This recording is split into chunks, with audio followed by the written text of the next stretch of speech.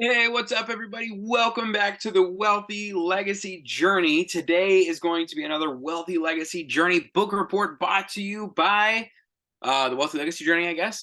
Kendall, me, myself, and I. We're going to be going through Rich Dad, Poor Dad by the one and only Robert T. Kiyosaki. Wow, this book is good. It's packed full of awesome information. I think it's a smaller version than the normal book.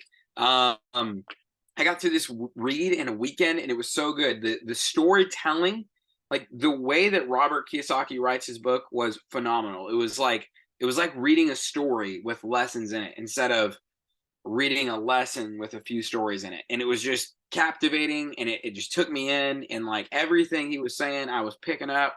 And it was just awesome. Mr. Robert Kiyosaki, if you ever see this, very, very well written. I'm impressed. You've inspired me for, one day if I were to ever write a book. I love the way that this book was written. I love the writing style. I even love how at the end of each chapter, there is a place, at least in my version of the book. I'm not sure if there's all versions of the book, but there is a place to put, I'm going to see if I can find one, a place to put notes. And so, like, let's see, end of this study. Where is this? Here we go. Check this out.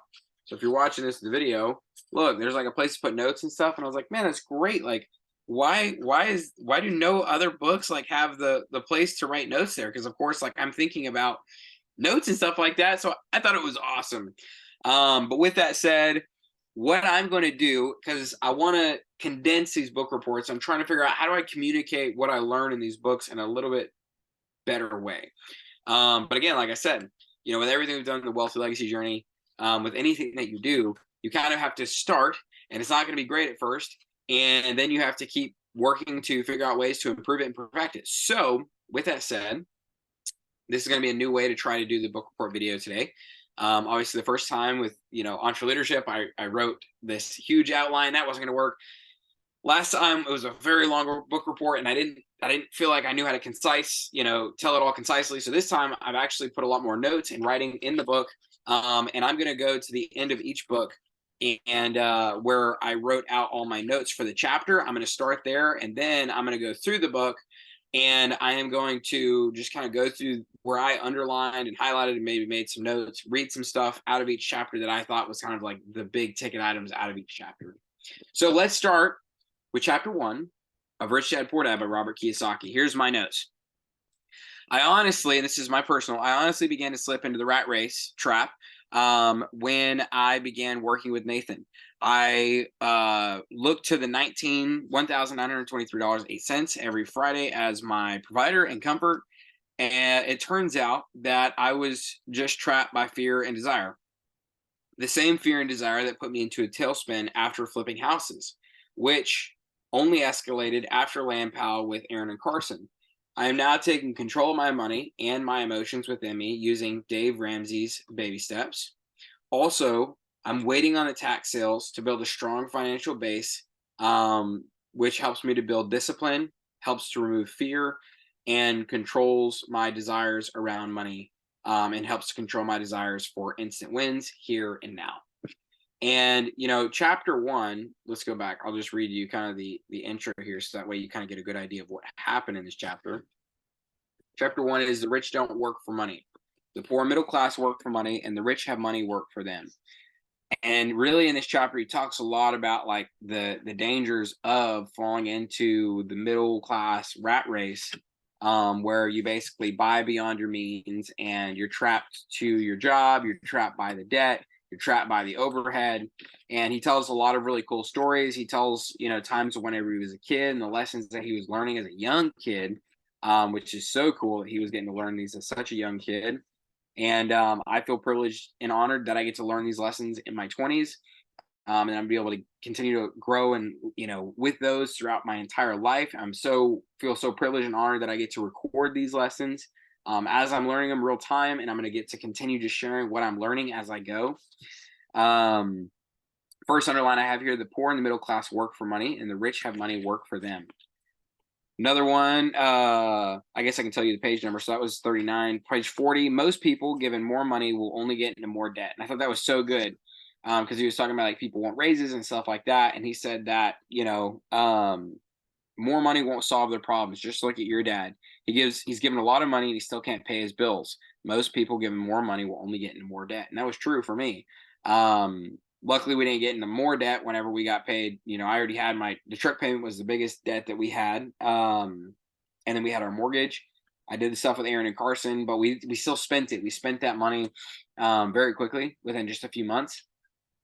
And if you had asked me beforehand if I could spend that much that quickly, just living normal day to day, I would have told you absolutely not. That's an insane amount of money to spend that fast. Turns out I very easily could. I had to get control of my money. And that's the one I'm really working on right now. Page 41. No, not really, said Rich Dad. If you want to learn to work for money, then stay in school.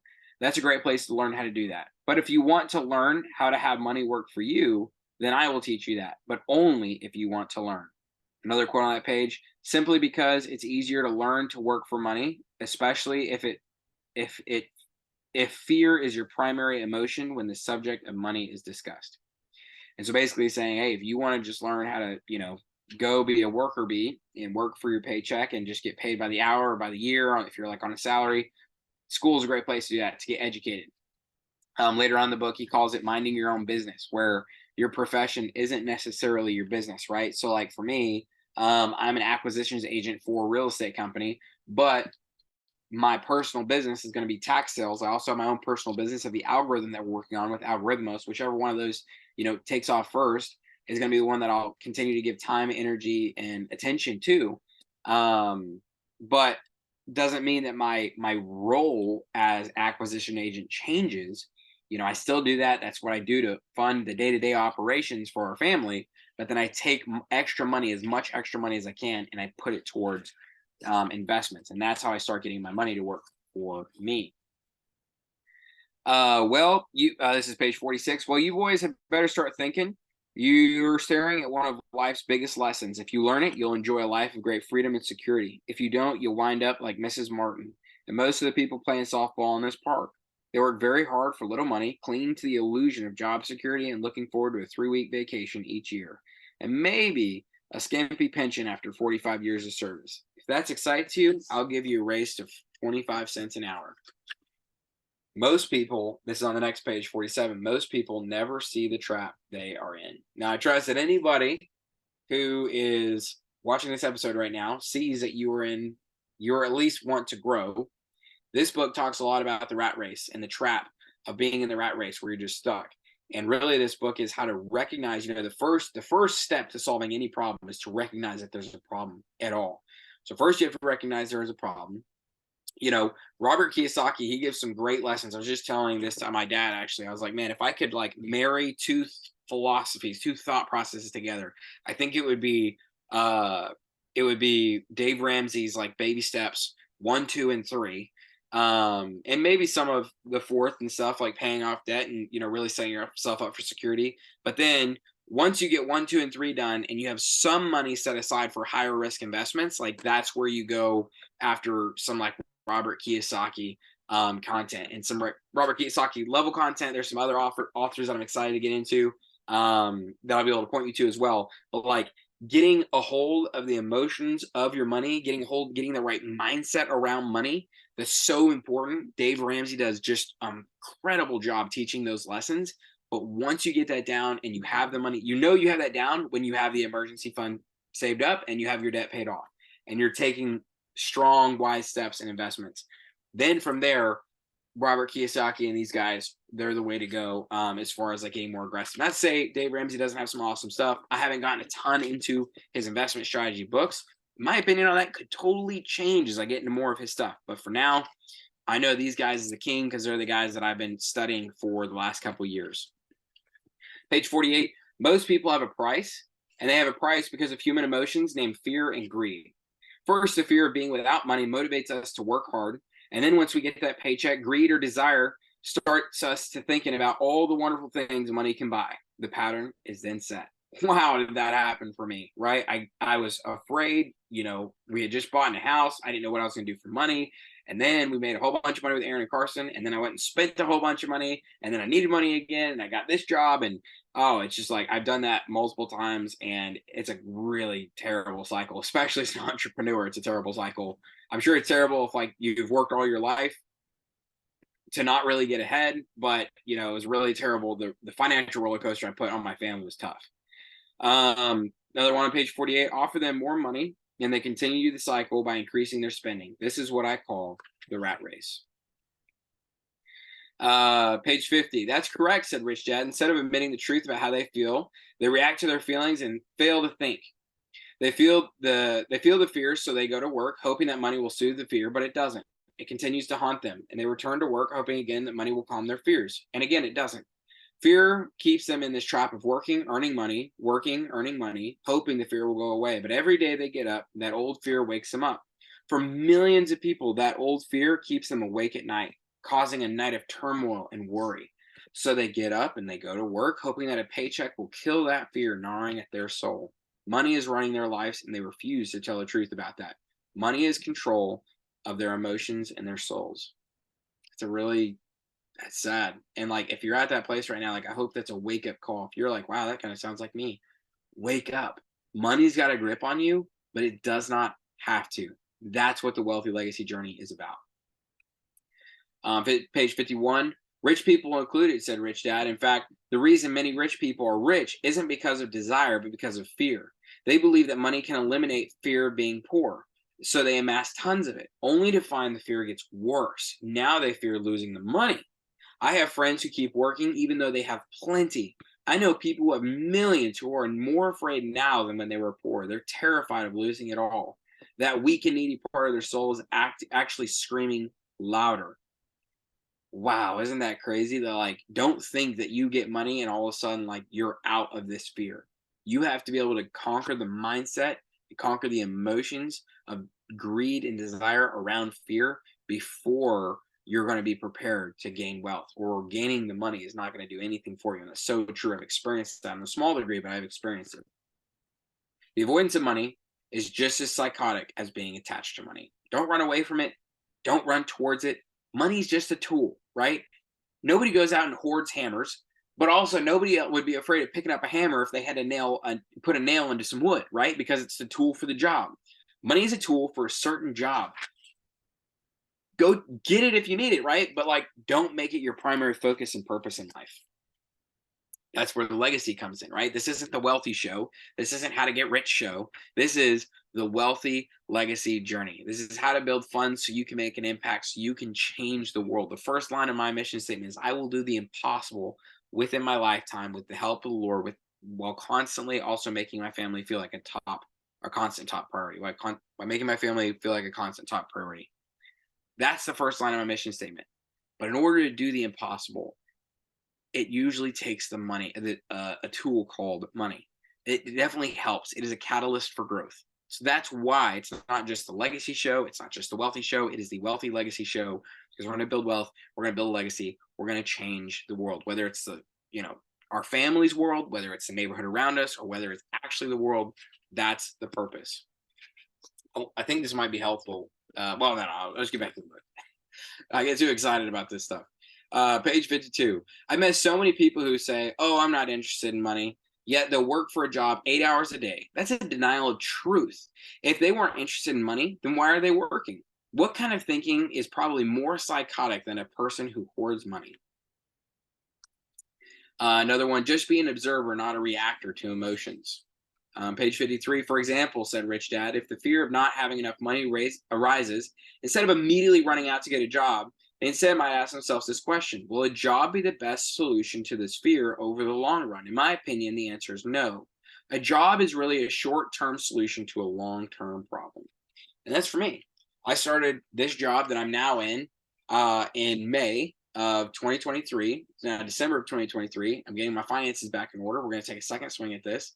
I committed to at least 2 years, so I'm at least here till I committed to basically everybody committed in this situation through May of 2025. So we'll see what happens over 2024. But my goal is to be out of a job again by 2025, but this time set up for even greater success. A short-term solution, 2 years of my life for a long-term change in direction. Not to get a job for 2 years and then stay in job for many, many years after that, but get things right and get things straightened out and then get going on the right path. Page 54. If you don't first handle fear and desire and you get rich, you'll only be a highly paid slave. That's deep. 55. By not giving into your emotions, you are able to delay your reactions and think. From here on, it's imperative for you to use those emotions to your advantage and for the long term to not let your emotions control your thinking. And this right here, I said this aligns with Dave Ramsey's baby steps to retain and retrain the brain. 56. Yes, and as you get older, your toys will get more expensive. A new car, a boat, a big house to impress your friends, said Rich Dad with a smile. Fear pushes you out the door and desire calls to you. That's the trap. Money is the carrot, the illusion. If the donkey could see the whole picture, it might rethink its choice to chase the carrot.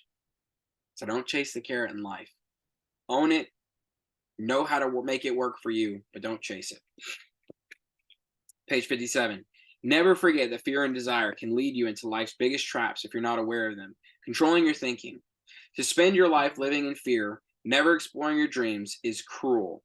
To work hard for money thinking that it will buy you things that will make you happy is also cruel. To wake up in the middle of the night terrified about paying bills is a horrible way to live. To live a life dictated by the size of a paycheck is not really living a life. Thinking that a job makes you secure is lying to yourself. That's cruel, and that's the trap I want you to avoid. I've seen how money ruins people's lives. I've seen how it runs people's lives. Don't let that happen to you. Don't let money run your life. Because, this is another quote on that same page, because it is ignorance about money that causes so much fear and greed. On page 58, history proves that great civilizations collapse when the gap between the haves and the have-nots is too great. There's The Changing World Order by Ray Dalio. I've watched the video. It's actually on the Google Doc where I have all the resources and stuff. I want to read the book at some point or another because it's going to be a really cool book to read about macroeconomics, but he talks about that exact principle right there in great detail. 58, again, prices go up because of greed and fear caused by ignorance. 59, learn to use your emotions to think, not to think with your emotions. You were, again, learning to think in spite of being emotionally charged. That's the first step. He's saying the first step to hope, to building wealth, to conquering money is to learn and to think first, to think in spite of being inside of an emotionally charged situation. Page 62, keep working, boys, but the sooner you forget about needing a paycheck, the easier your adult life will be. Keep using your brain, work for free, and soon your mind will show you ways of making money far beyond what I could ever pay you. If you watched the last episode of the Wealthy Legacy Journey, you'll see that in that episode, I actually talked about how I just had the opportunity to do a deal that I'm not going to get paid any extra money for, but I got to learn so many new things about real estate, promissory notes, deed of trust. I got to learn some new things about surveying and some really cool stuff that I'm excited about. I'm not getting paid more money for that, but it was a great opportunity to learn. The last 2 months, I've gone to tax sales. I'm not getting paid a single dime for my time. Yesterday, I was literally gone for like a 13-hour day. Didn't get paid a single penny for what I did. But the lessons that I learned in going and studying that, they're going to pay out in dividends. Something that just getting the paycheck for doing something like that would never even be able to come close to. So that was chapter 1. Chapter 2, this is why teach financial literacy. Now, I think I'm going to keep up with the idea of kind of going over my personal recap, and then I'll go through the notes here. So let me just flip over to this real quick. Still two, almost there. Give me just a moment here. Thank you for patience. Okay. When we had broken out of the poor statement, Libby and I, to the middle class, I felt that weight of relief and I gave in to desire. I thought I was rich, but I wanted wealth. And now I can define wealth. Ooh, that's good. This chapter is one where I define wealth. That was so awesome. I'm excited for this one. Having passive cash flow that meets or exceeds my monthly expenses. There it is. Now I have a real goal. This is so good because this is the Wealthy Legacy Journey. And I'm taking my time. I knew I was taking my time to really define what does the word wealth mean and what does the word legacy mean. And this chapter right here defined what does wealth mean. I know what it kind of means in my brain, but I want like a really good definition. This one did a great job of defining what's wealth. Basically, wealth is if you have passive cash flow that meets or exceeds your monthly expenses, basically where you're in a position where you don't have to work for another day in your life and you're still in the green, or you're at least break even, if not in the green, that's when you're wealthy. So if you need $3,000 a month to live, once you have $3,000 a month in passive cash flow, you're wealthy. You're not uber wealthy, that's okay, but you have made it a fantastic step in the right direction on the path to wealth. So let's go through some of the quotes that I read and some of the mindset things that I got out of it. Page 77, intelligence solves problems and produces money. Money without financial intelligence is money soon gone. So basically, if you're playing the lottery and you're thinking you're going to win, even if you win all that money, there was no financial intelligence in gambling like that. In fact, you're probably going to take all those millions that you just earned from winning the lottery and you're going to keep with that same mindset, and you're just going to keep gambling them away until you have no money. And that's why people who win the lottery typically just end up losing it all, because they're already living in tons of debt, spending every penny they have and then some in debt, and then gambling away little amounts here and there to try to have a big win. So they're going to do the same thing with a whole bunch of money. They're going to go spend that money like crazy until it's all gone. They're going to keep gambling money away until it's all gone. And it's going to seem like such a big amount that it will never be able to disappear, but eventually it will. And again, because there's no cash flow, really at the end of the day, there's nothing there to give substance to what they've obtained. Page 77 again.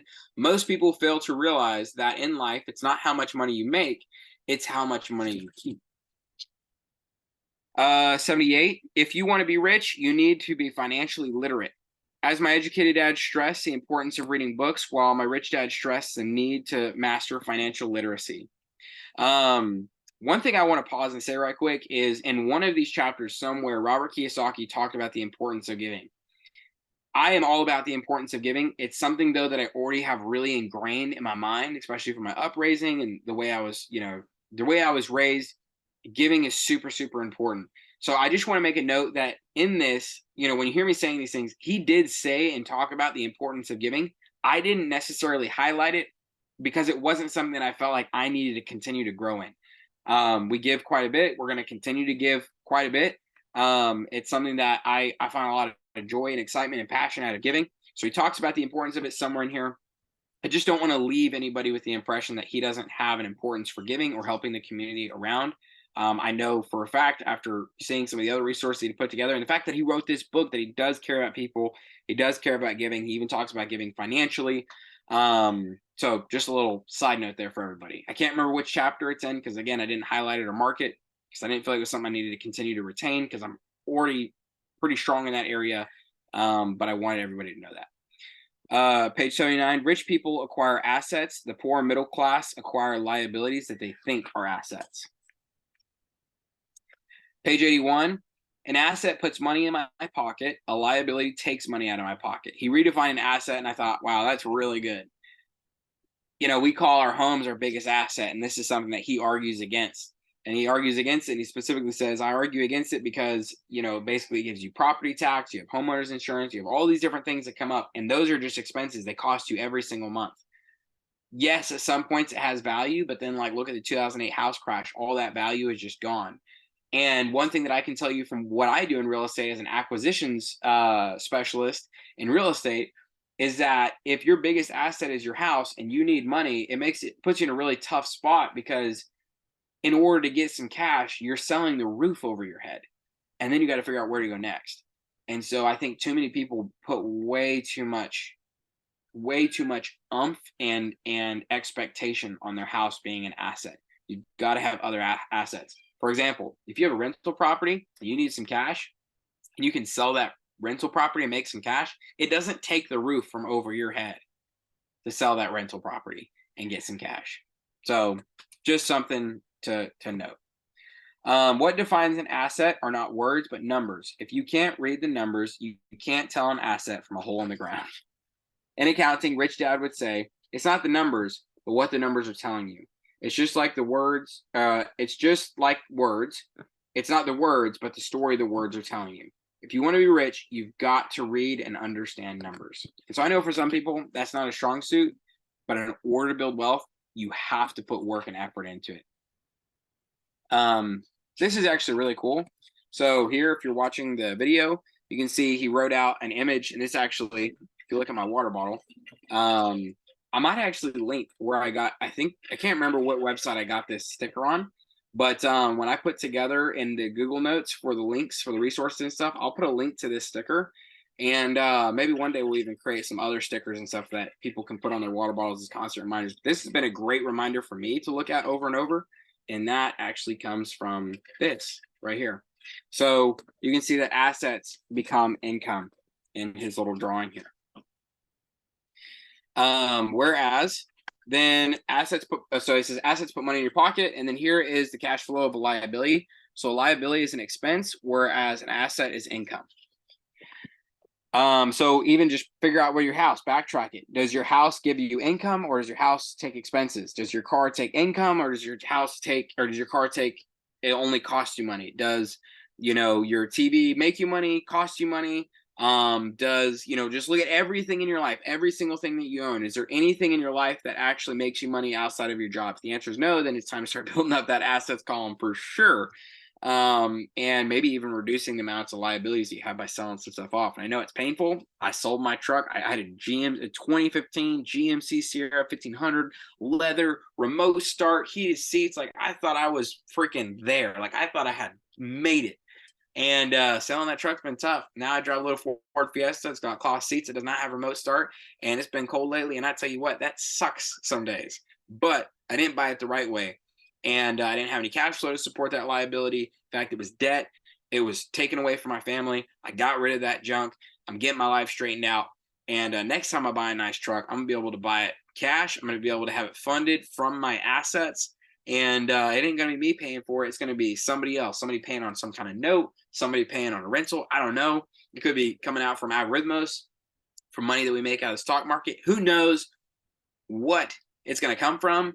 But I can tell you this, next time around, it isn't going to be me paying for it. It's going to be my assets paying for it. It's going to be my little worker bees of dollar bills that they work 24/7 for me to make more dollar bills. And those dollar bills are going to be what buys my truck. Page 85, an asset is something that puts money in my pocket, whether I work or not. A liability is something that takes money out of your pocket. If you want to be rich, simply spend your life buying and building assets. If you want to be poor or middle class, spend your life buying liabilities. It was interesting, and I don't remember exactly where he talked about it in the book, but he did mention how if you're a business owner, he doesn't count owning a business as being an asset until you are no longer working in the business. As long as you're still full-time working in the business, he just says that you have, a really high-paying job, which, if you're giving it, 40, 50, 60, 70, 80 hours a week, yeah, you really do just have a high-paying job, not cash flow. This is on page 85. In 80% of most families, the financial story paints a picture of hard work to get ahead. However, this effort is for naught because they spend their lives buying liabilities instead of assets. And that's why they say, I've worked all my life to get ahead and never got ahead. And they blame everything else except for realizing like they just didn't take the right steps to say no and to build assets inside of liabilities. Now, with that said, I want to show you guys two really important drawings. So this one here, this first one, this is the cash flow pattern of a poor person. Now, I was here when Libby and I first got married. I want to say the first year we were married, I literally think we made like $12,000. Actually, I think we made like $1,200 a month. So I guess we made like $14,000. And we just got married a couple years ago. We were so broke as a joke, it wasn't funny. And I remember when we took FPU, Dave Ramsey, the first time around, we literally made such little money, we couldn't even budget. Our budget did not make sense. We didn't go into debt. I don't think anybody would have loaned us money, but we weren't going into debt either. But I don't know how our budget worked. Like we would call it a God budget because that's literally what it was. It never made any sense. Like we could never figure out how we had enough money.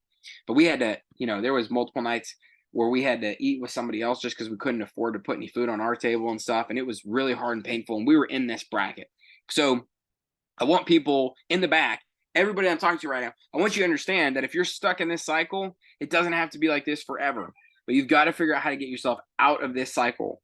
Whether you can get a high paying enough, this is when I was working manual labor. Actually, no, it was when I had left working manual labor. We were making pretty good money when Libby and I were both working. If we had all of our kids now and we were both working, it would definitely be super tight. But if we're both working those low paying jobs, this when we first got married, I was working manual labor. It was when I jumped ship and I started my own entrepreneurial journey. And Libby was the only breadwinner, and she was working at a daycare, and we were hardly making any money. But you got to figure out how to increase your income. So maybe that is some type of education to where you can get a better paying job. Maybe it's working more hours, whatever it is, you've got to be able to increase your income. So not everything is going to expenses, and this is really the Dave Ramsey way. You've got to save up 1,000, pay off your debt, then have 3 to 6 months of expenses. I just did 3 months of, kind of like if we had to, tighten our belt expenses. And then from there, then you can take some money to invest. So that gives you some cushion, and then you're able to invest. I know it's possible. I know it's really tough. The route that I took is I was able to take steps to increase my income. Now I don't have a college degree, but I read books like How to Win Friends and Influence People. I taught myself how to become a better and better sales guy. I learned how to think through situations, and I was able to use my mind to help me grow my income. But everybody has to go through a different type of journey, and that's totally okay. You might not be able to follow the exact steps that I took, but the general path, it's the same. So this is the cash flow pattern of the person in the middle class, which is actually on my water bottle. So you have salary. All your salary goes to buying liabilities, like your mortgage, car loans, credit card debt, school loans, and all those become expenses. So you have your taxes, your mortgage payment, your credit card payment, your car payment, your school loan payment, as well as all the living expenses. So some of your stuff goes straight to expenses, right? Just like food and rent or food and tax or transportation, clothes. So you still have some straight expenses, but then everything else goes to liabilities, which become more expenses. You cannot do that. Don't fall into that trap. Then this is the cash flow pattern of a rich person. They have assets, tons of assets. Those provide the income. Now, on the water bottle, it gives a second arrow of income going back to purchasing more assets. Those assets create more income, and there's this loop here. And then you still have some liabilities and some expenses, right? But the loop, the process of income and then assets also creating income is way bigger than your expenses and your liabilities. And that's the power of these drawings. So those drawings are on page 86, 87, and 88. Definitely go check them out. Cut them out of the book.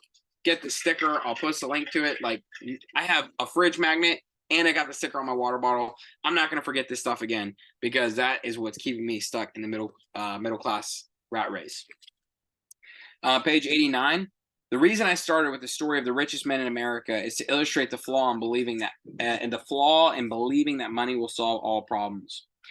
But more money will not solve the problem. In fact, it may compound the problem.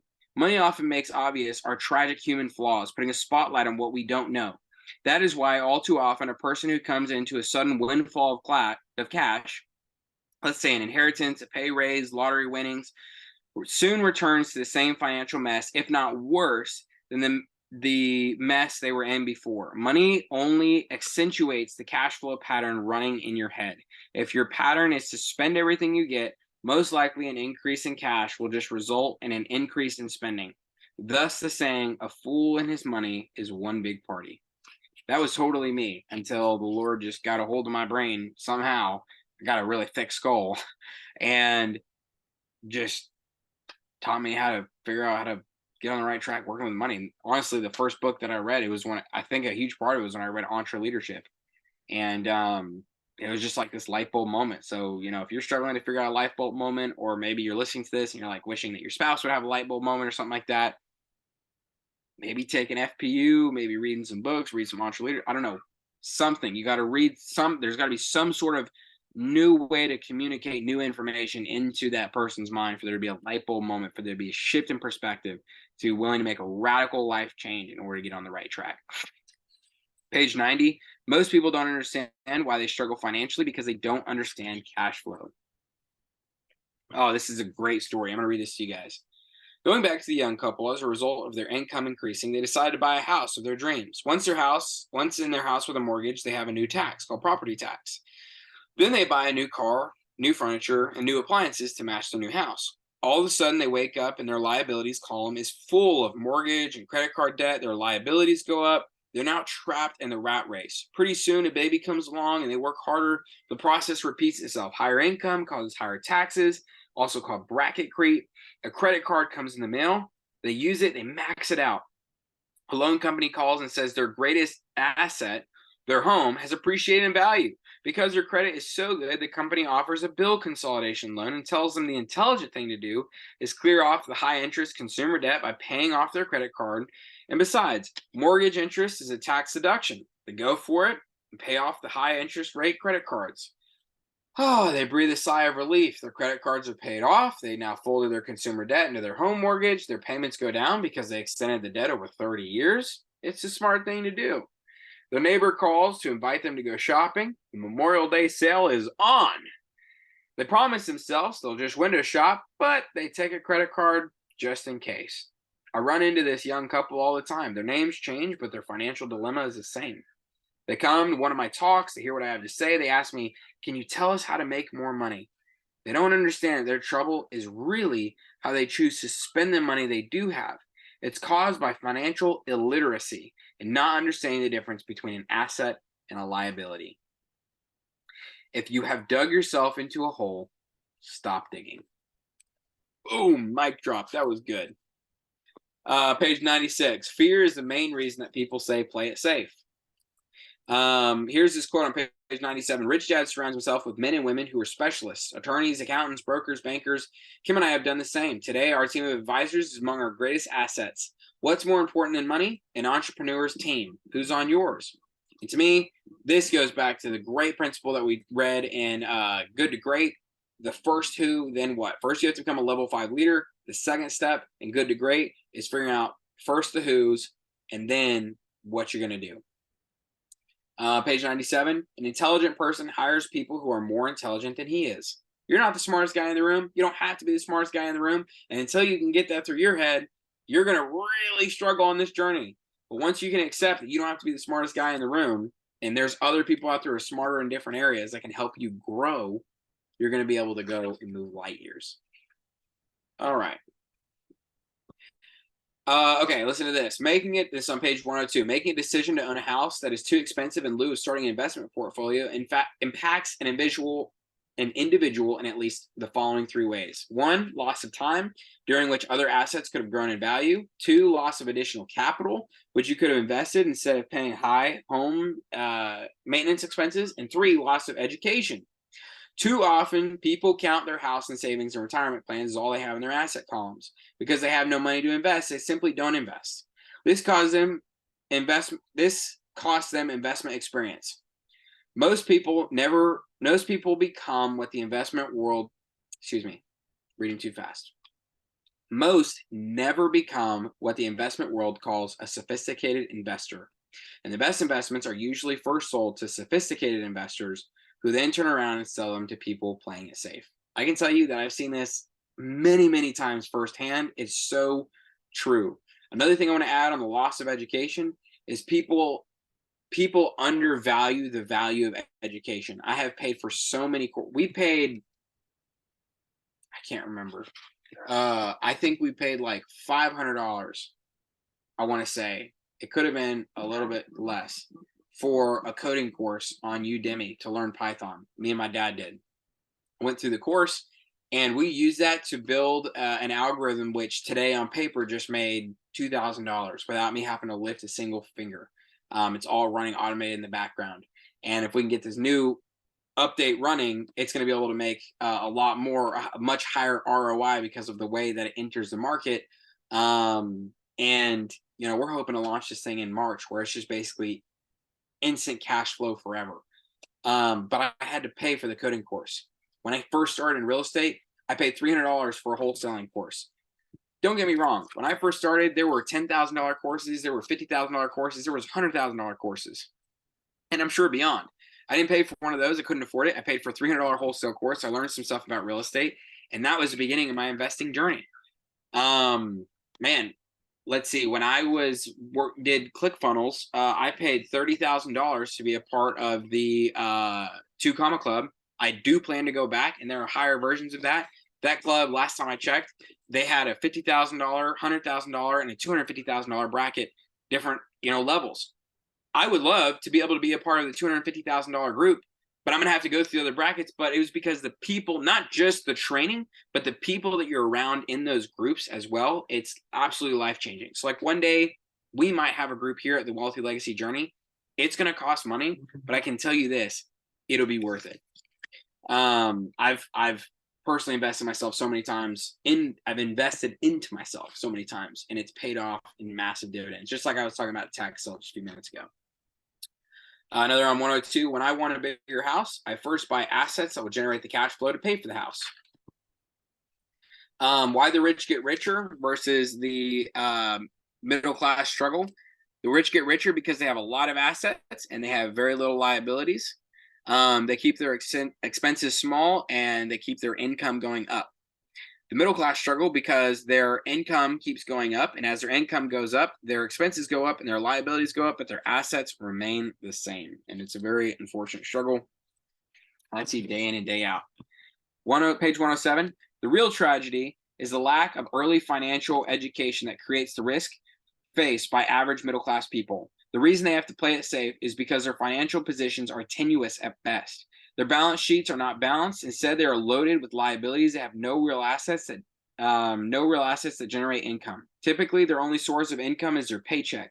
Their livelihood becomes entirely dependent on their employer. So when genuine quote unquote deals of a lifetime come along, these people can't take advantage of them because they're working so hard, they're taxed out to the max and are loaded with debt. Once you understand the difference, concentrate your efforts on buying income-generating assets. That's the way to get started on a path to becoming rich. Keep doing that, and your asset column will grow. Keep liabilities and expenses down so more money is available to continue pouring into the asset column. Soon, the asset base will be so deep that you can afford to look at more speculative investments that may have returns of 100% to infinity. $5,000 investments are soon turned into $1 million or more. Investments that the middle class calls too risky. The investment is not risky for the financially literate. Now, if there's one thing that I could change about what we built with Algorithmos and Algorithm, I would have built up a deeper asset base, and I would have begun to cash flow strongly before I put all that time, energy, effort, and attention into building the algorithm. Because that was kind of like, I don't know. That was we were looking for a grand slam there. And there was a long time there where I thought we had just wasted, over a year. I had wasted over a year of my life and over $100,000 pouring into that project. It does now look like there's light at the end of the tunnel that I think is going to pay off. But I mean, it was close there. We almost shut the whole thing down more than once. And but if I had a really deep asset base before I went to build that, it may have taken me a couple more years, but I would have been cash flowing every month. So instead of paying for the bot and paying for my income and paying for all this stuff out of my own expenses, I could have been paying for that out of my deeper asset base to go for that once in a lifetime opportunity.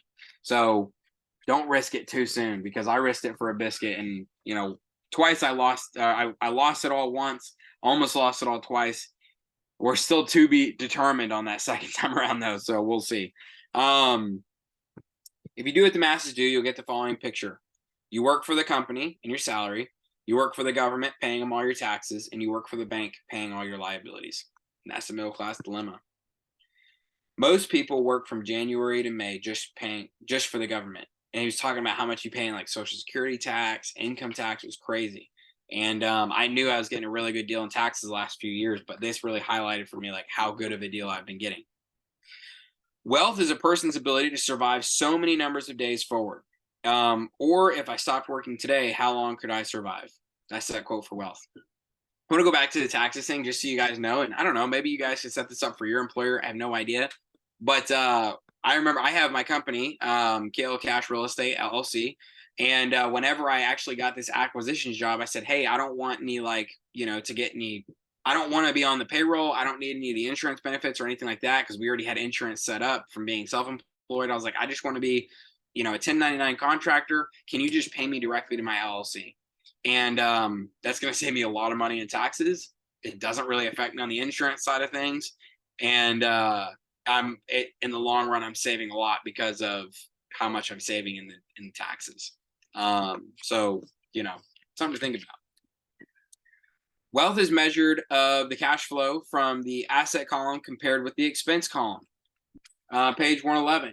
If I want to increase my expenses, I must first increase my cash flow to maintain this level of wealth. If I quit my job today, I would be able to cover my monthly expenses with the cash flow from my assets.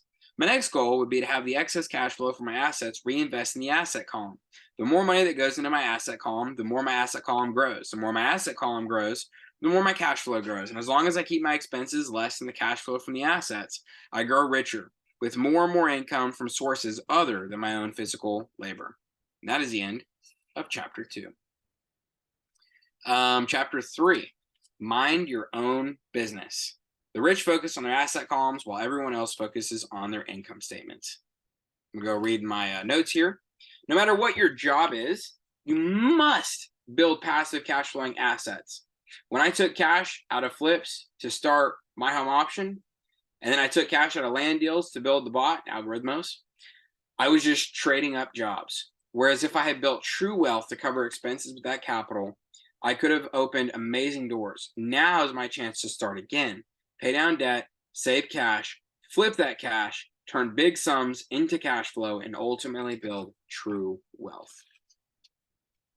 Quote from 128, my friend considers this as one of the most important lessons in his life. Today, he owns car washes, and his business is the real estate under those car washes. This is a lesson from Ray, oh my goodness, what is his name? Ray something or another that helped found McDonald's. Ray Kroc, K-R-O-C. Page 129, the secret is mind your own business. Financial struggle is often directly the result of people working all their lives for someone else. Let that soak in. Mind your own business. Financial struggle is often directly the result of people working all their lives for someone else. That's real. Page 129. But there's a big difference between your profession and your business. Often I ask people, what's your business? And they'll say, oh, I'm a banker. Then I ask them if they own the bank. They usually respond, no, I work there. In that instance, they have confused their profession with their business.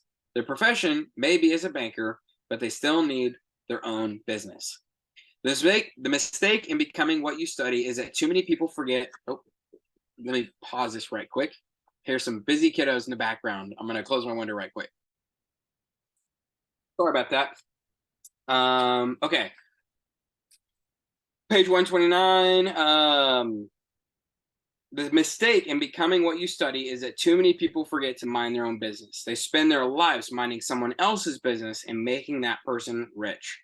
I actually can think of a couple people. I'm just going to take a picture of this right now. I can think of a couple people as I say this that need to see that page. Okay. One person in particular. And I think I'll just say it. I think it's my mom. My dad and I are building Algorithmos, and I think that's going to really be successful. My mom, she doesn't believe in herself enough. I struggle to believe in myself sometimes. That self-confidence is tough.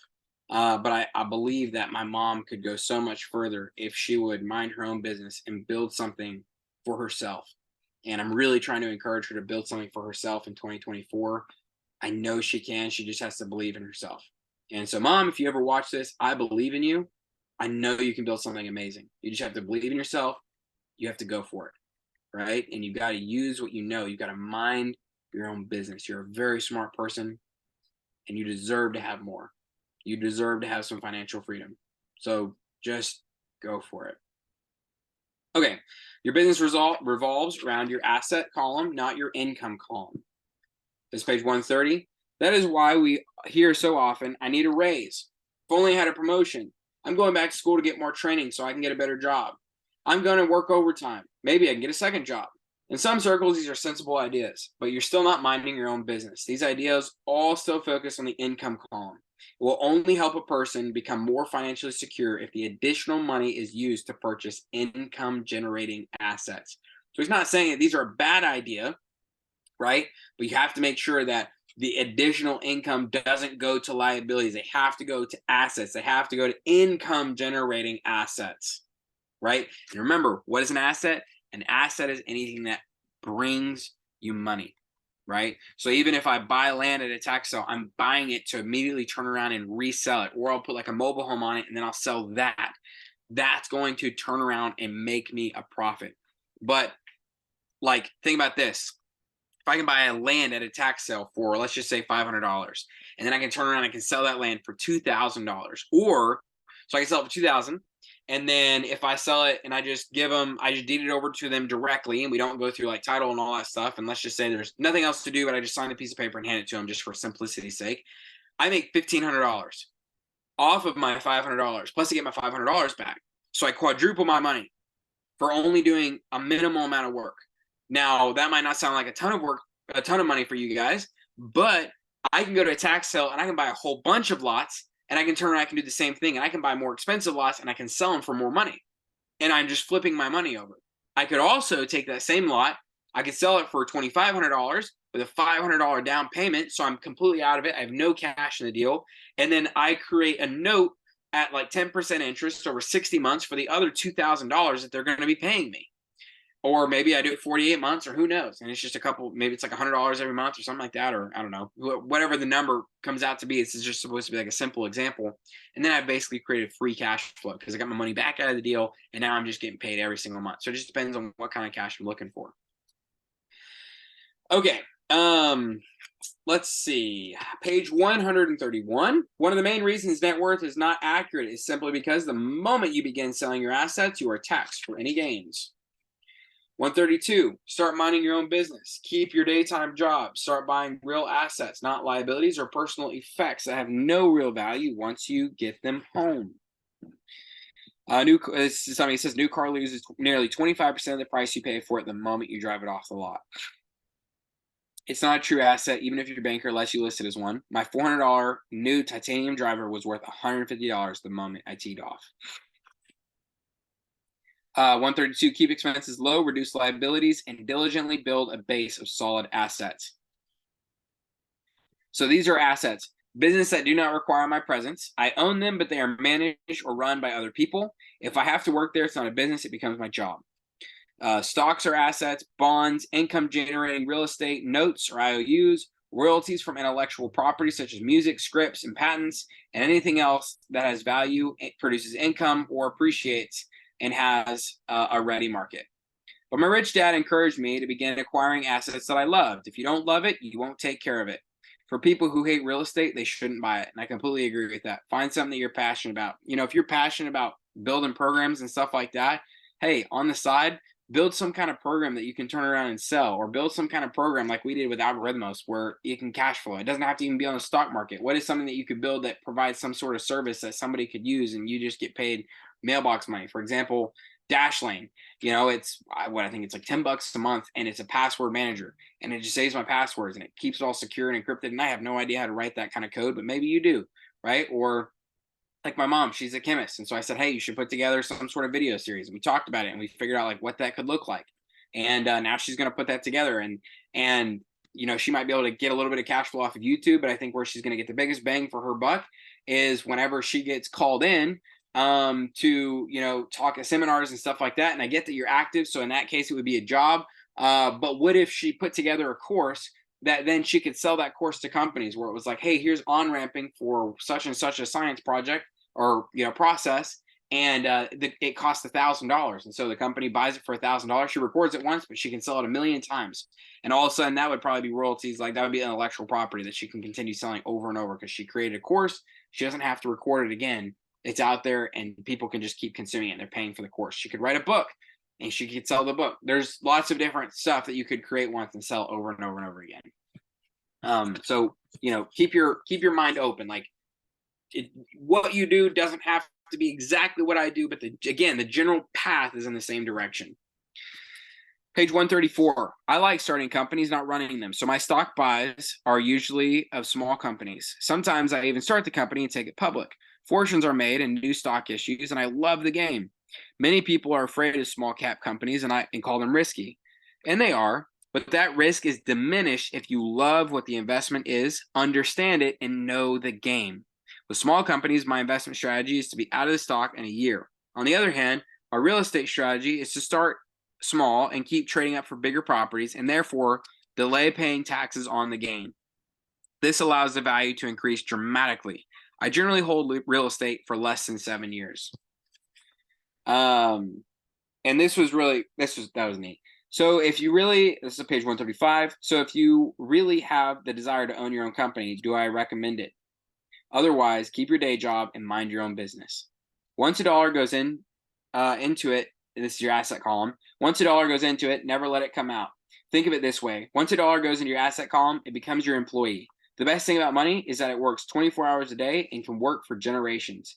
Keep your day job, be a great hardworking employee, but keep building that asset column.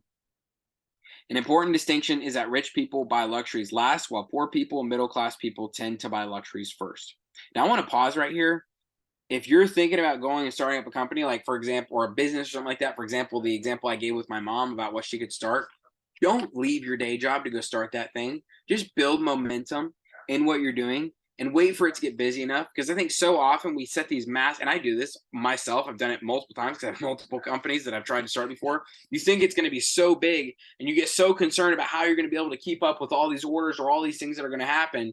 And you just freak yourself out about it. And then you quit your job and you get out there and you finally go to do it and you don't get any orders, right? And you're just like, well, crap, like now I don't have any income and now you're stretched and it hurts and it's painful. Don't do that to yourself. Keep your job that you're doing. Do whatever it is on a small scale and wait for it to scale up past to where it's like it's built up so much momentum that you have to choose between, what you're doing on the side hustle and what you're doing as your day-to-day job. That's a great spot to be when you can then leave your day job to go pursue the side hustle, because the side hustle is starting to outpace your day job. For example, I record these videos. I didn't leave my job to go record these videos, to read the books, whatever. I don't leave my day job to work on algorithms. I work on it in the evenings and when I have some free time here and there in the evenings, weekends and stuff like that. Like just, and I did for a while. I did leave my job for a while and working on it to get a big chunk of it done. But I had a friend for a long time, Nathan actually, and he continued to ask me like, why don't you just trade it? And looking back, it would have been a lot wiser for us to continue perfecting the strategy and just trading it on paper by hand. We probably would have figured out a lot of the same stuff that we figured out, by doing it electronically. But, here we are, and we're just kind of rolling with it. But if I could go back, even though it seems like it might work now, I would still do it differently because the way I did it was not a wise way. Page 149. Once government got a taste of money, its appetite grew, said Rich Dad. Your dad and I are exactly opposite. Wait. Crap. My bad. We went into a new chapter. I just started rolling through the pages. This is lesson 4, the history of taxes and the power of corporations. Learn how to protect all my true assets within legal entities. So the reality is that the rich are not taxed. It's the middle class, especially educated, upper income middle class, who pays to the poor.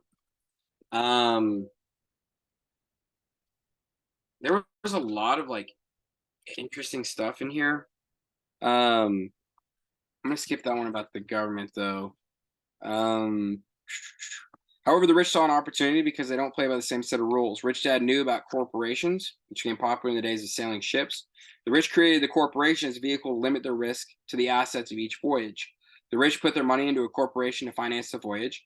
Corporations would then hire a crew to sail to the New World, look for treasure. If the ship was lost, the crew lost their lives, but the loss to the rich would be limited only to the money they invested in that particular voyage.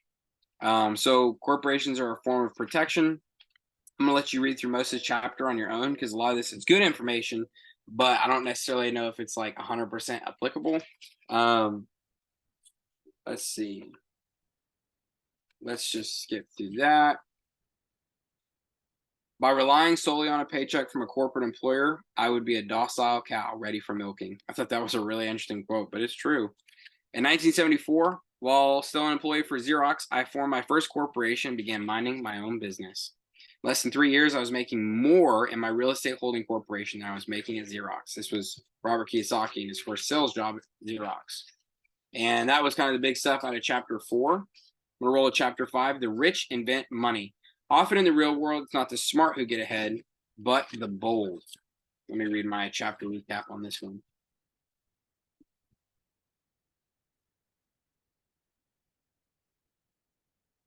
Here it is. What I'm doing right now to build deals and think outside the box is what will make me a successful investor. Keep creating unique value in the marketplace, and the value will come. Slow and steady wins the race. Be wise, stay humble, and lean heavily into the Lord. That was my takeaway from this chapter. This quote, page 174, I have been teaching professionally since 1984. It has been a great experience and rewarding one. It's also a disturbing profession, for I have taught thousands of individuals, and I see one common in all of us, myself included. We all have tremendous potential. We're all blessed with gifts, yet the one thing that holds us back is some degree of self-doubt. It is not so much the lack of technical information that holds us back, but more the lack of self-confidence. Some are more effective than others. Often, in the real world, it's not the smart who get ahead, but the bold. That was so good. 176, I know people who are losing their jobs and their houses. They blame technology, the economy, or the boss. Sadly, they fail to realize that they might be the problem. He goes in, this chapter, he talks about the Cashflow board game, which is so good. richdad.com. You can go play the board game. It is awesome. I recommend it to people all the time. The single most powerful, this is on 182, the single most powerful asset we have is our mind. If it is trained well, it can create enormous wealth seemingly instantaneously. An untrained mind can also create an extreme poverty that can crush a family for generations. He gives an example of doing something that's very similar to what I do in the tax sales. I'll let you guys read that. That's on page 184, 85. And he did it during a downturn in the real estate market. I thought it was really interesting. I'm going to hold on to that in my brain for if the real estate market ever turns down, that I might do something like that. But I'll let you go discover that unique little gem on your own. Our philosophy, this is page 196, our overall philosophy is to plant seeds inside the asset column. That is my formula. We start small and plant seeds. Some grow, some don't. Inside a real estate corporation, we have property worth several millions of dollars. It is our own REIT, or real estate investment trust. The point I'm trying to make is most of those millions started out as little as $5,000 to $10,000 investments. All of those down payments were fortunate to cast a fast rising market and increase tax-free. We traded in and out several times over a number of years. He also talks about money that he makes in companies going public and what the return on investment can look like for that. In page 196, 197, it sounded awesome. I was like, I need to look into that. I love companies in the stock market and stuff like that too. But this quote was really cool. Page 197, he said, it's not gambling if you know what you're doing.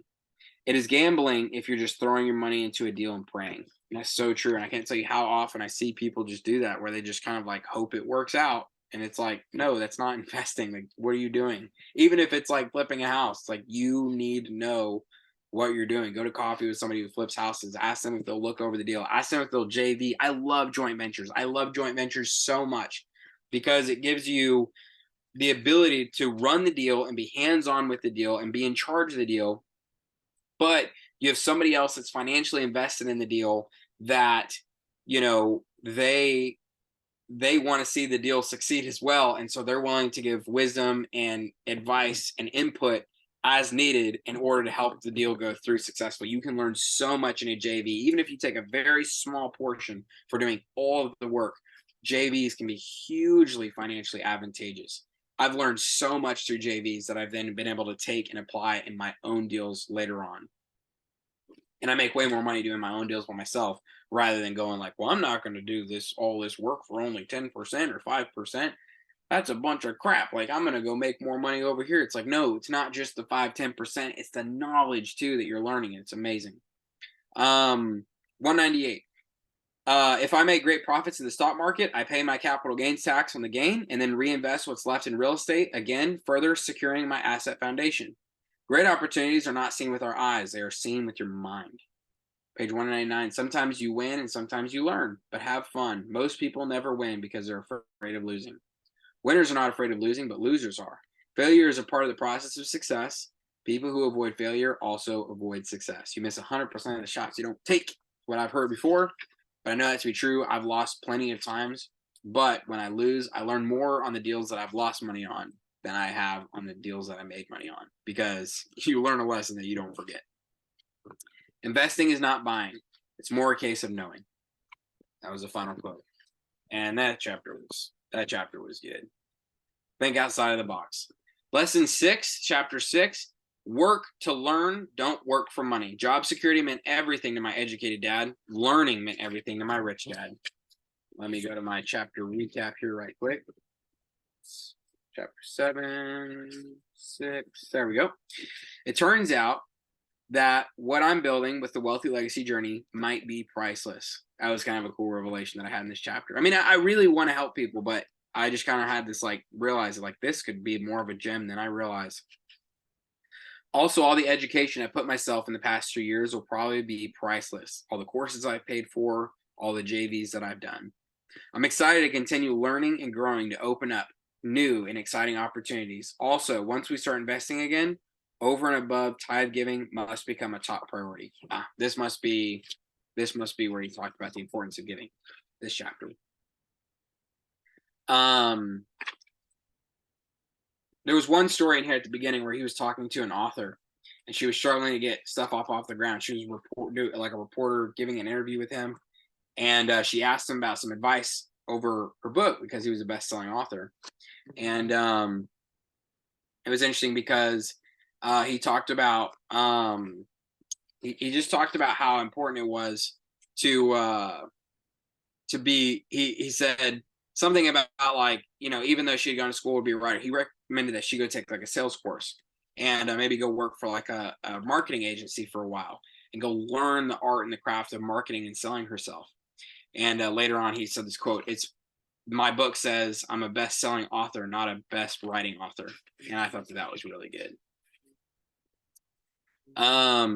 Rich Dad thought it was best to go broke before 30. You still have time to recover, was his advice. I agree with that. If you're over 30, that's okay. It doesn't mean don't invest. Don't just turn off the video and go oh, I can't invest. But you still have time to recover. Wherever you're at, now is the time. If your heart's still beating and you're still thinking, now's the time to get ahead. Instead, I recommend to young people to go seek work for what they will learn more than what they will earn. You'll earn way more working for yourself in the long run. I believe that 100%. Page 226. Page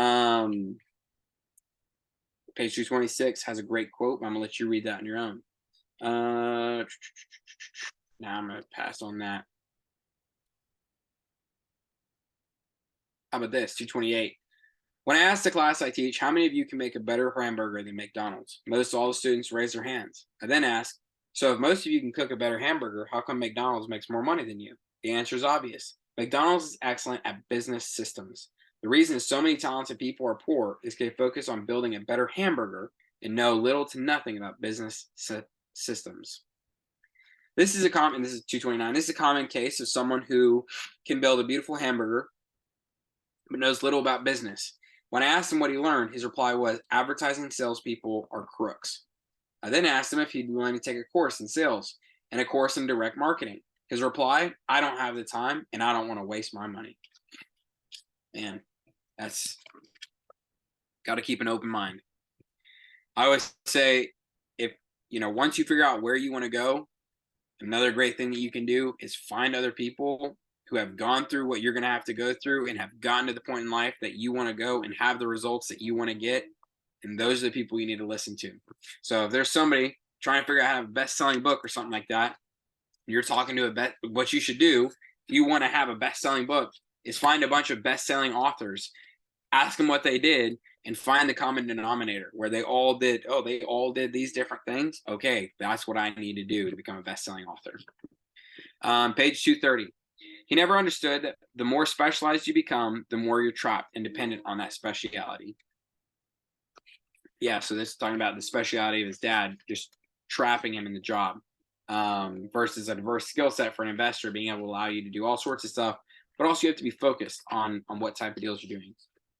I must have not underlined the focus acronym, or I've passed it, but there is a really good, forget what it was. I hope I can find it. Chapter 7, Overcoming Obstacles. The primary difference between a rich person and a poor person is how they manage fear. Let's go to the end of the chapter. This is 7 out of 8 chapters, so we are getting pretty close to the end. This one's really good. Okay, that's 8. Just passed it. Here we go. Start as young as possible and don't be afraid to make mistakes. Which is more profitable? Oh, then I asked this question. Which is more profitable in 3 years, starting with $100,000? 1, putting it in some sort of investment where you make 8% annually, or 2, losing half of your money year number 1, half of your money again year 2, and then you make 10x year 3 because of what you learned. So let's break those down. If you make 8% annually on $100,000, you start with, and I'm just going to plug this here on the calculator, 100,000, you can plug this on your calculator, times 1.08. So you have 108,000 the first year, 116,640 year 2, $125,971.20 year 3. You made $25,971.20 in 3 years. That's great. That sounds awesome, doesn't it? Now let's look at the other version. $100,000. Now let's say year 1 you lose half. So we're going to divide it by 2. That takes you to 50,000. Then let's say the next year you lose half of that. So you lose another 25,000. So you've gone from 100,000 to 25,000 in 2 years. Ouch. But let's say over all that time, you've learned, and now you're at a place where you can 10x your money. So we're going to take 25,000, multiply it by 10. What does that give you? $250,000. So in one scenario, you had a safe way of making 126,000. The other way, it was a little more of a tumultuous journey, difficult journey, painful journey, but in the end, you made 250,000. By the way, you go to year 4, you're gonna make 8% on that 126,000. Versus if you could take this and you could triple it, double it, triple it, quadruple it, because now you know what you're doing. Whether you're building a business, you're investing, like whatever it is, now you've got a skill set. Okay, education costs money, but it's work if you truly. But it's worth it if you truly learn. Play to win. Don't play not to lose. Focus. Oh, here it is. I found it. I got so excited about that. Focus. Follow one course until successful. Amen. Only listen to the counsel of those who have real results you want to get. Busyness isn't necessarily productivity. Pay yourself first. Don't be arrogant in ignorance. Instead, be humble and learn. Reading that reminds me of how rich this chapter is. So listen to this. The 5 main reasons why financially literate people may not develop abundant asset columns that produce large cash flow are these: fear, cynicism, laziness, bad habits, arrogance. In all my years, I never met a rich person who has never lost money, but I've met a lot of poor people who have never lost a dime. Investing, that is. I'm going to skip all this stuff. Oh, man. Okay. I'm not going to go into like everything I highlighted because a lot of this stuff is awesome. I want you guys to go read chapter 7, especially because it's so good. But page 247, he constantly told Mike and me that the greatest reason for lack of financial success was because most people played it too safe. People are so afraid of losing that they lose, were his words. When we invested in the bot, we counted the money as lost out of the gate, so that way we didn't have to worry about losing the money. That was one thing I think we did do right, is we weren't sitting here fretting about the money for out of the gate. We put the money in, we said we count that money as lost, and we went on with our lives. And we went on with our lives counting it lost before we actually like lost or gained or whatever. We just said we're going to count it as lost, so we're not freaking out as that money is going down. We're just going to put it over there, and that fund is allocated for that, investment. Winning means being unafraid to lose. Oh my gosh, this is such a rich chapter, but I'm not going to be able to go into all of it. The main reason that over 90% of American public struggles financially is because they play not to lose. They don't play to win. Focus. Follow one course until successful. Okay. Overcoming cynicism. School is on page 253. School has conditioned us to avoid mistakes and punishes students for making them. In the real world, I've learned that mistakes, if acknowledged and evaluated and used as a tool to make better decisions in the future, are invaluable. A little fear can be a healthy thing, but we shouldn't live in fear of making mistakes. Mistakes are good things if we find the lesson in every failure. Man, that's so good. This was interesting. Lynch recalls the time in the 1950s when the threat of nuclear war was so prevalent that people began to build fallout shelters and storing food and water. They invested that money wisely in the market instead of building a fallout shelter. they'd probably be financially independent today. And there's some quotes in here about being just so afraid to be able to move forward. Don't let the voices of other people who haven't accomplished what I want to accomplish affect my better judgment. This is my little note here. Listen to those who have done what I want to do. And I think that all the time. I hear so many people that, you might hear something from me and I've done such and such a thing right, or you hear this from Robert Kiyosaki, a better example, and he's done lots of things right in his investment journey. And then you go talk to your broke friend and they're like, oh, don't do that. That's not safe. That doesn't make that's not wise. You shouldn't do that. And it's like, well, who do you want to be like? Your broke friend or Robert Kiyosaki? I thought about that a lot when I was reading EntreLeadership. I thought, who do I want to be like? The guy that I am right now, broke, making the same mistakes over and over? Or do I want to be like Dave Ramsey? I was like, I want to be like Dave Ramsey. So I'm going to take everything he says as the complete truth and I'm going to live it out. And it's working out pretty good for me so far. I hope I can give the same level of value and advice to people as the years go on. And pass over this.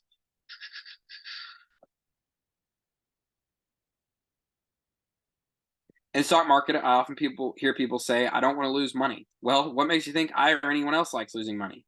They don't make money because they choose to lose money. Instead of analyzing, they close their minds to another powerful investment vehicle, the stock market. That's 256. Yet every time I mention real estate as a vehicle, I often hear, I don't want to fix toilets. And he said, what makes you think that I want to fix toilets? And he goes on to talk about like finding a property manager and doing things the right way. And it was really good. Okay, this is good. Listen to this. When we got home, he showed me all the stars as to why the price of oil was going to go up over the next. I'll start a little higher. This is on page 258, and it's going to roll to 259. I was riding with a friend past our neighborhood gas station. He looked up and saw the price of gas was going up, and thus the price of oil. My friend was a worrywart or Chicken Little. To him, the sky was going to fall, and it usually does on him. When we got home, he showed me all the stats as to why the price of oil was going to go up over the next few years. Statistics I'd never even seen before. Even though I already owned substantial shares of an existing oil company, with that information, I immediately began to look for a new, undervalued oil company that was about to find some oil deposits. My broker was excited about this new company, and I bought 15,000 shares for 65 cents per share. 3 months later, this same friend and I drove past the same gas station, and sure enough, the price per gallon had gone up nearly 15%. Again, Chicken Little worried and complained. I smiled because a month earlier, that little oil company hit oil, and those 15,000 shares went up to more than $3 per share since he had given me the tip. And the price of gas will continue to go up if what my friend says is true. If most people understood how a stop worked in the stock market investing, there would be more people investing to win instead of investing not to lose. A stop is simply a computer command that sells your stock automatically if the price begins to drop, helping to minimize your losses and maximize some gains. It's a great tool for those who are terrified of losing. So whenever I hear people focusing on their I don't wants rather than what they do want, I know the noise in their head must be loud. Chicken Little is taken over in their brain and is yelling, the sky is falling and the toilets are breaking. So they avoid their don't wants, but they pay a huge price. They may never get what they want in life. Instead of analyzing, their inner Chicken Little closes their mind. Man, that's good. Overcoming laziness, 259. Today I often meet people who are too busy to take care of their wealth. And they're the same people, and there are people too busy to take care of their wealth. The cause is the same. They're busy, and they stay busy as a way of avoiding something they do not want to face. Nobody has to tell them. Deep down, they know. In fact, if you remind them, they often respond with anger or irritation. That's the most common form of laziness by staying busy. He's talking about just avoiding what needs to be taken care of. When I decided to exit the rat race, it was simply a question of how can I afford to never work again? That was on page 262. Finally, overcoming bad habits. He talks about paying himself first, and some other good stuff. Then lastly, overcoming arrogance, 266. What I know makes me money. What I don't know loses me money. I have found that many people use arrogance to try to hide their own ignorance.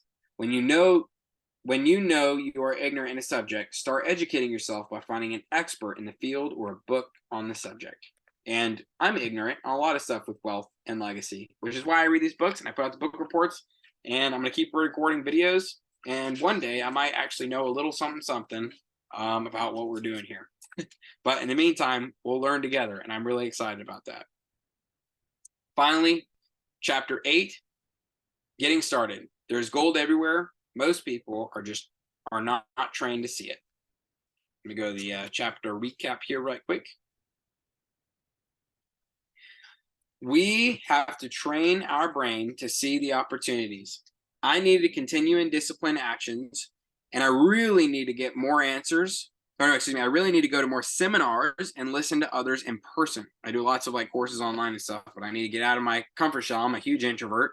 I need to go to more seminars. As I grow again, I need to be very disciplined with my money. Be generous with really educated brokers, such as like real estate agents, stock brokers, stuff like that, who are also investors and secure big return on investments. Use cash flow to fund fun, and give like crazy.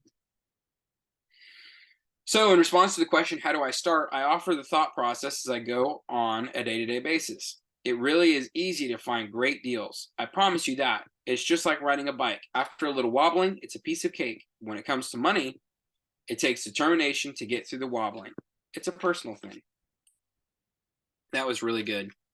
Man,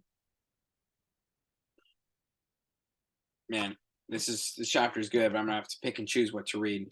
Finally, with every dollar we get into our hands, we hold the power to choose our future, to be rich, poor, or middle class. It's on page 280. Many rich families lose their assets in the next generation simply because there was no one trained to be a good steward over the assets. Invest first in education. In reality, the only real asset you have is your mind, the most powerful tool we have dominion over. Most people simply buy investments rather than first investing and learning about money. Man, oh, that was so good. Page 281. Like, yes, learn first. Pay to learn, which is going to cost you way less than the mistakes of doing it wrong will, and then go and do the thing. Oh, this was so good. Page 282. I was listening to an investor say something I completely disagreed with. Instead of becoming arrogant and critical, I simply listened to that 5-minute stretch at least 20 times, maybe more. But suddenly, by keeping my mind open, I understood why he said what he said. It was like magic. I felt like a window into the mind of one of my greatest, and into the mind of one of the greatest investors of all time. I gained tremendous insight into the vast resources of his education and experience. Talked about don't let your ignorance create arrogance. Going back last chapter, kind of touching on that again. There's so many intelligent people who argue or defend when a new idea clashes with the way they think. In this case, their so-called intelligence combined with arrogance equals ignorance. A truly intelligent person welcomes new ideas, for new ideas can add to the synergy of other accumulated ideas. Listening is more important than talking. If you want to fly an airplane, I advise taking lessons first. I'm always shocked at people who buy stocks or real estate, but never invest in their greatest asset, their mind. Just because you bought a house or two does not make you an expert in real estate. Another one, man. Wise investors is page 285. Wise investors buy an investment when it's not popular. They know their profits are made when they buy, not when they sell. They wait patiently. As I said, they do not time the market. Like a surfer, they just get in position for the next big swell. 286. You become what you study. In other words, be careful what you learn because your mind is so powerful that you become what you put in your head. And I would say that includes music and movies. What you're listening to and what you're watching, be really careful with it. You got to educate yourself. If you're filling your head with trash, you're going to end up with a life that's trash. If you fill your head with gold, knowledge, and goodness, you're going to have a life that, for the most part, usually is going to end up looking like that. If you're tired of what you're doing and you're not making enough, it's simply a case of changing the formula via which you make money. Man, then he goes on to like the power of paying yourself first and having that self-discipline. If you cannot get control of your money, do not try to get rich. It makes no sense to invest, make money, and then just blow it all again. And I put a note here. Oops, I definitely did that one more than once. Oh, goodness. I would venture to say that personal self-discipline is the number one delineating factor between the rich, the poor, and the middle class. Let's see. Stay in control. This is my note on page 290. Stay in control by telling your money where to go. Oh, that's kind of like referring back to Dave Ramsey's principle in budgeting. But he says here on page 290, each month they allocate money to their asset column before they pay their monthly expenses. Talking about just allocating your money, paying yourself first. Let's see. So to successfully pay yourself first, keep the following in mind. Don't go into large debt positions that you have to pay for. Keep your expenses low, build up assets first, then buy the big house or nice car. Being stuck in the rat race is not intelligent. Number two, when you come up short, let the pressure build and don't dip into your savings or investments. Use the pressure to inspire your financial genius to come up with new ways of making more money and then pay your bills. You will have increased your ability to make more money as well as your financial intelligence. Poor people have poor habits. A common bad habit is innocently called dipping into savings. The rich know that savings are only used to create more money, not to pay bills. Pay your brokers well. He talks about finding good brokers that are actually involved in the game. And then once you find somebody that treats you well and helps you make a lot of money, pay them well. Don't try to cut their paycheck. He even said this thing about like, I've seen people pay. Yeah. What I find is funny is that so many poor middle class people insist on tipping restaurant help 15 to 20%, even for bad service, which I understand. They're working hard. I insist on tipping them for bad service too. But they complain about paying a broker 3 to 7%. They enjoy tipping people in the expense column and stiffing people in the asset column. That is not financially intelligent. And I actually know investors that really struggle with certain aspects of their business just because they struggle to be generous with how much they pay. And I'm not speaking of anybody in particular. I know lots and lots of investors, but I've just seen that cycle of the people who are generous. Typically, that comes back in great dividends. Yeah, I interview professionals first. And I find out how much they're really invested in that area. That was really good. And then he talks about the power of having of ROI. Oh man, there's this great example on page 288 through 298 through 299. He talks about giving his son money because his son wants to buy a car, but he told him he had to take that money, invest it, and then he could take the money that he made on top of that money and use that money to buy the car. So he gave him 3,000. Said if you can turn the 3,000 to 6,000, you can have 3,000 that you earned to buy a car, and the 3,000 that I gave you, you're gonna have to put into college. But if he lost the 3,000, then they, and he said he learned so much. And it was so good. It was so cool thing. I hope I'm wise enough to do that as a father when the time comes. Yeah. To be the master of money, it's on 301. You need to be smarter than it. Money will do as it's told. It will obey you. Instead of being a slave to it, you will be the master of it. That is financial intelligence. Man. And then his lesson number 10 is teach and you shall receive, the power of giving. He talks about giving a lot in that final step. That is chapter 8. Turns out there's actually a chapter 9. I forgot that there was a chapter 9. I don't think I had much. Yeah, it's super short. So I'm just going to go through. It's kind of like a final wrap up. Still want more? Here are some to-dos. 321. Stop doing what is not working. Look for something new.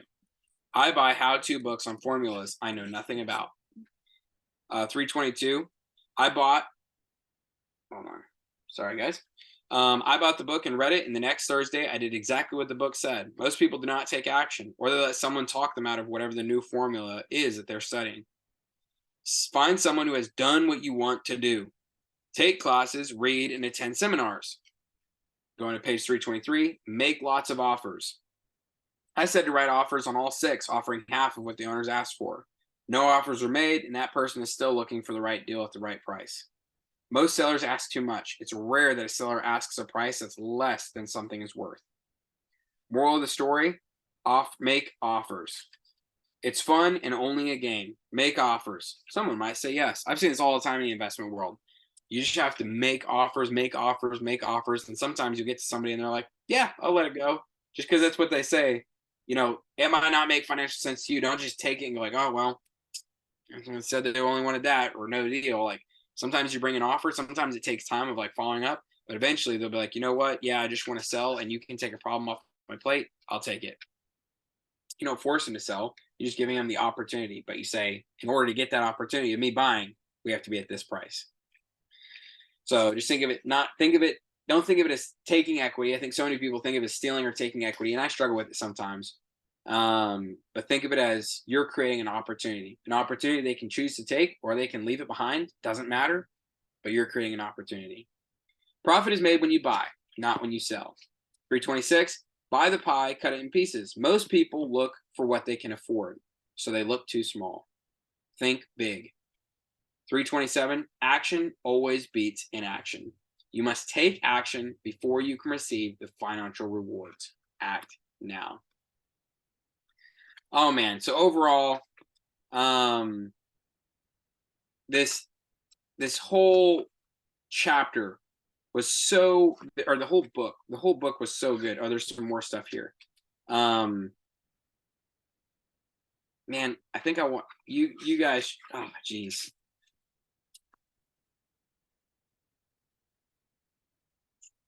Man, I'm gonna let you guys read this. This is good. But listen to this wrap up of the book. All of you are given two great gifts, your mind and your time. It is up to you to do what you please with both. Each dollar bill that enters your hand, you and only you have the power to determine your destiny. Spend it foolishly and you'll choose to be poor. Spend it on liabilities and you'll join the middle class. Invest it in your mind and learn how to acquire assets, and you will be choosing wealth as your goal in your future. The choice is yours and only yours. Every day, with every dollar, you decide to be rich, poor, or middle class. Choose to share this knowledge with your children and choose to prepare them for the world that awaits. No one else will. You and your children's future will be determined by the choices you make today, not tomorrow. I wish you great wealth and much happiness with this fabulous gift called life. That is Rich Dad Poor Dad by Robert Kiyosaki. This book was so good. Get out there, take action, do what it takes. Find a coach, find a mentor, find somebody that can get you to where you want to go, and begin building something great. Don't wait for tomorrow. Don't wait to have more money. Don't wait to have more time. Life's never going to give you the opportune moment. If you do all that, you're going to get to the end, and you're going to then just look back with a bunch of like what ifs, or I shoulda, woulda, coulda. Take action today. I'm looking right at you. Get out there, get it done, start taking steps in the right direction. It isn't about becoming an overnight millionaire. It's about taking the right next step. It took Robert Kiyosaki 3 years to get to his goal of being able to make more in real estate than he did at his job. And he just took one step in front of another. It might take you more time. It might take you less time, right? There's also the Dave Ramsey baby steps. They say he says, I think it takes like on average, like 18 to 24 months to get out of your consumer debt. That's a great step in the right direction. Take a couple years to set yourself up right financially. You spent all these years with destructive financial habits. Take a couple years to get set back on a right course. You'll set yourself up for the rest of your life. You'll set up not only yourself, you'll set up your kids, your kids' kids, your kids' kids' kids.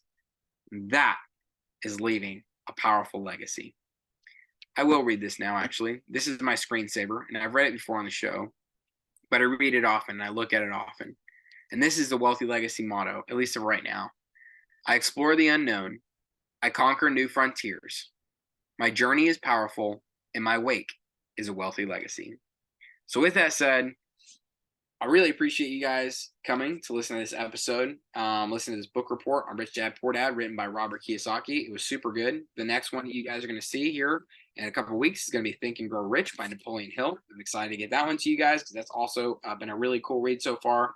With that said, I really hope that this blesses your life, your business, your family, your future. That's why I put these together. So this has been another episode of the Wealthy Legacy Journey.